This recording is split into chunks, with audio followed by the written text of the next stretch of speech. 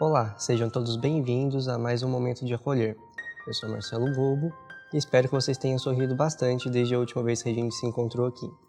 Hoje a gente vai continuar o nosso papo sobre conexões sociais e como elas são importantes para o nosso processo de saúde e a nossa percepção de bem-estar. A dinâmica de hoje é uma variação de uma atividade desenvolvida pelo pesquisador Seligman na Universidade da Pensilvânia, que trabalha sobre a nossa melhor versão, o meu melhor self.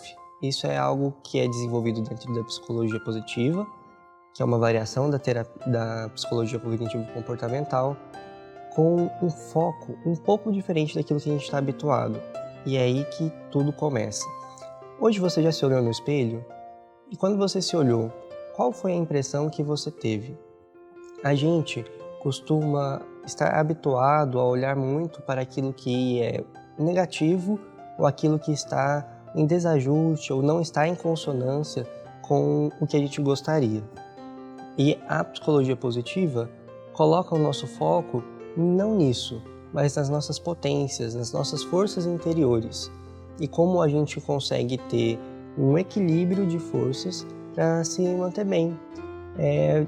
Como a gente costuma dizer, o caminho do meio é o ponto de equilíbrio e o mais adaptativo. O que isso quer dizer?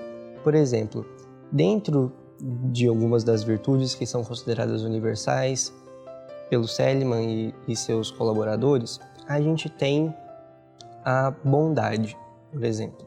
E a bondade, ela configura algo que é culturalmente aceito em todas as culturas, em todas as religiões, e ela é composta por algumas forças de caráter. Dentre essas forças de caráter está o altruísmo.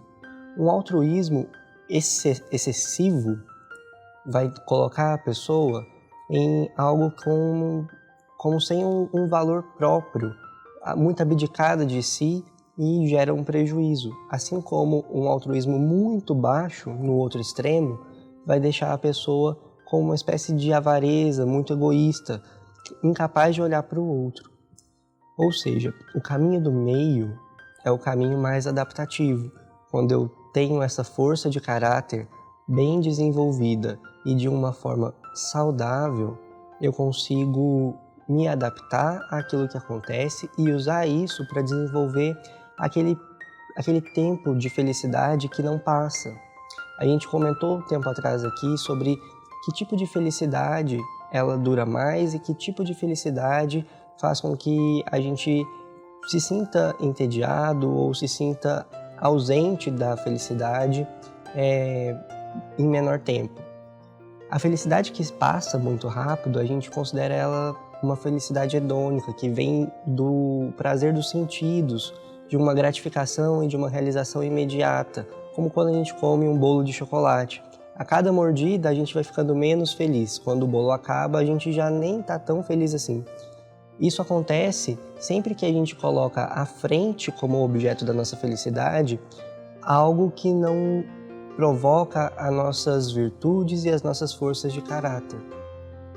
E para isso, a gente precisa treinar o nosso olhar para autopercepção. É assim que a gente consegue melhorar a nossa conexão com o entorno. Então, quando a gente se olha no espelho, o que a gente vê? Por conta da nossa cultura, a gente está acostumado a ter alguns valores e não conhecer os nossos valores, nos colocando sempre muito à distância deles. Por exemplo, a gente quer ser bom, mas o exercício da bondade é algo que a gente pouco procura. A gente vai se inclinar a não ser mal. E quando eu faço algo que foge disso, eu vou me punir e transformar aquilo num traço de caráter. Quando a gente tem algum tipo de adoecimento crônico, por exemplo, como diabetes, hipertensão, muitas vezes a gente age como se esse diagnóstico fosse um definidor do que a gente é, algo que está vinculado ao nosso caráter. E não é. O caráter está formado por outras coisas, por virtudes que não são contidas em um processo de adoecimento. Então, diante disso, eu vou te convidar a se colocar de frente do espelho e pensar o que você vê quando você se olha.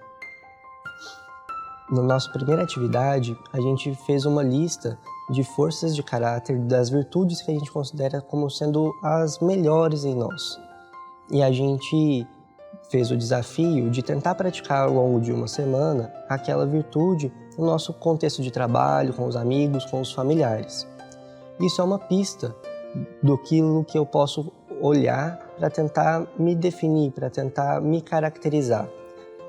Quando a gente se olha no espelho, a pergunta é como alguém me descreveria hoje se me visse? E quando a gente pensa assim, logo já vai surgindo algumas características. É uma pessoa bem-humorada, uma pessoa alegre, uma pessoa bondosa, uma pessoa perseverante, corajosa, uma pessoa sábia. E tudo isso vai pipocando na nossa frente, de maneira que quando a gente faz alguma coisa, aquilo está tão relacionado a essa virtude que as pessoas podem falar: nossa, isso daqui é a cara do fulano. Como, por exemplo, alguém que tem uma boa habilidade culinária, quando faz algum prato, as pessoas logo já falam: nossa, isso daqui é a cara do fulano, parece com o fulano, por conta dessa evocação dessa virtude que é tão importante para a gente e tão definidora. Essas 3 virtudes que a gente classifica, a gente pode considerar elas como a nossa assinatura. E o que isso quer dizer? Uma assinatura de caráter? É aquela impressão que fica da gente, sempre. Como se você pensasse assim: nossa, o meu melhor amigo é... A palavra que vem em seguida está muito vinculada àquela força de caráter que é a força de assinatura dele. E assim é com a gente. E aí, agora que você já se olhou e você já sabe o que procurar, eu te pergunto: o quão perto de você estar desenvolvendo as suas virtudes você está hoje? Se você se olha no espelho e se descreve, quanto de coisas positivas, de aspectos positivos, de forças interiores você consegue relatar? A gente costuma ser muito severo com a gente, inclusive pelo nosso padrão cultural, e nos cobrar um monte de coisinhas e não consegue olhar para aquilo que a gente tem como mais forte em nós. E se hoje você não está satisfeito com aquilo que você vê, a próxima pergunta é: como seria o meu melhor self? Como seria a melhor versão de mim? E é isso que consiste a nossa atividade de hoje.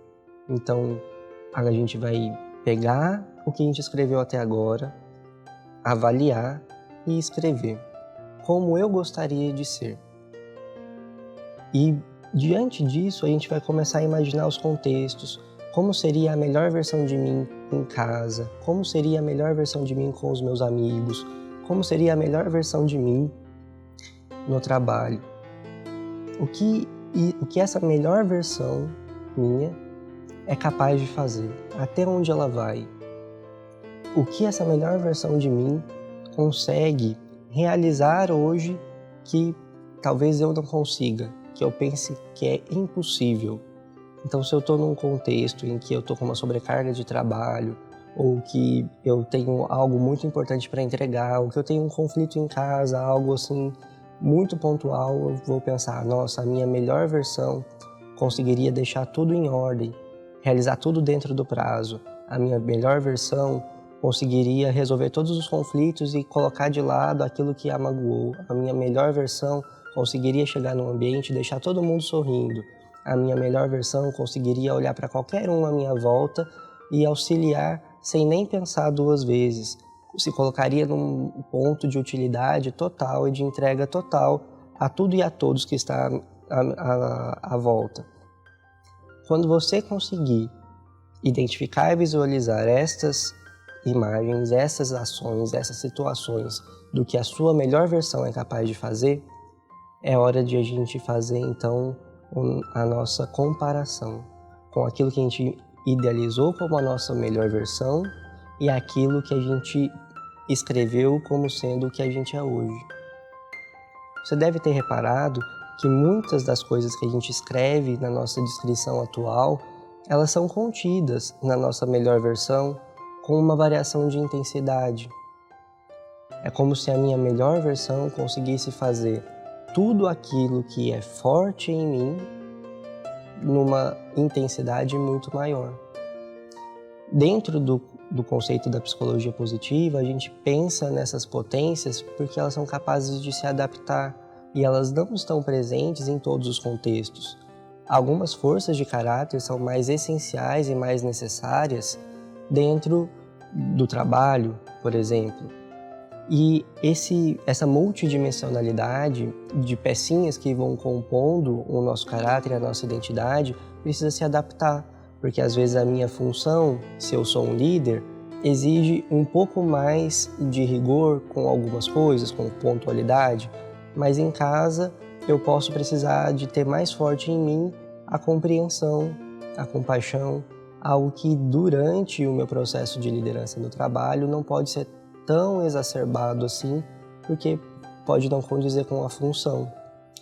Ou seja, e essa transição, essa adaptação de contexto em uma situação de uma força e outra situação de outra força é importante para eu poder me organizar e entender que a minha melhor versão ela pode ser construída em etapas e que ela é construída a partir daquilo que eu sou hoje. Tudo isso é como ir na academia, é como iniciar uma atividade física, envolve treino, envolve exercício. E a gente só consegue isso a partir da nossa identificação das maiores virtudes, da nossa assinatura e da nossa força de caráter. Agora que você já escreveu sobre o seu melhor self, escreveu e identificou as situações em que isso vai estar extremamente presente, consegue não se realizar e não desistir daquilo que a gente gostaria, a gente vai iniciar o nosso processo de compromisso. Como assim?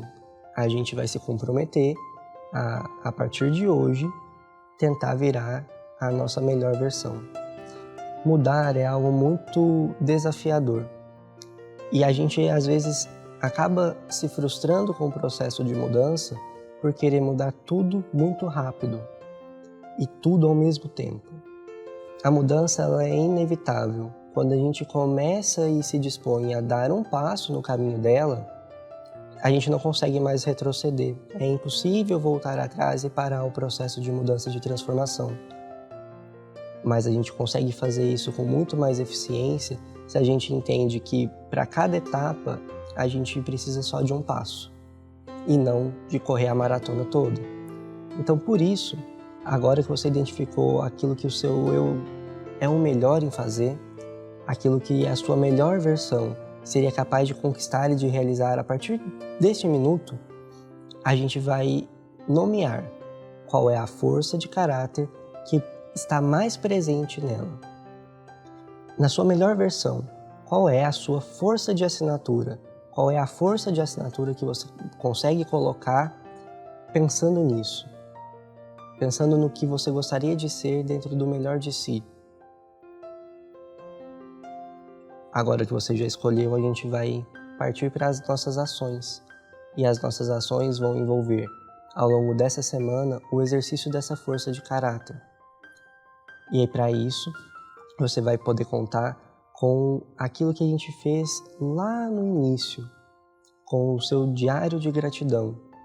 Lembra que a gente começou a treinar o nosso olhar para ver que diante daquilo que acontece, das nossas atribulações do dia a dia, a gente consegue falar um pouco melhor sobre como a gente pode ser feliz mesmo diante do desafio? Pois bem, nessa semana a gente vai praticar essa virtude ao máximo, em todas as situações que forem possíveis. E quando a gente tiver um contexto um pouco desafiador, a gente vai ser grato pela oportunidade de fazer essa prática. A gente vai ser grato pela oportunidade de colocar em ordem, adiante de nós, a nossa melhor versão. A gente vai ser grato pela oportunidade de nos desafiar e de conseguir realizar pouco a pouco a nossa melhor versão. Esse é o nosso momento de acolher de hoje. Muito obrigado. Até a próxima.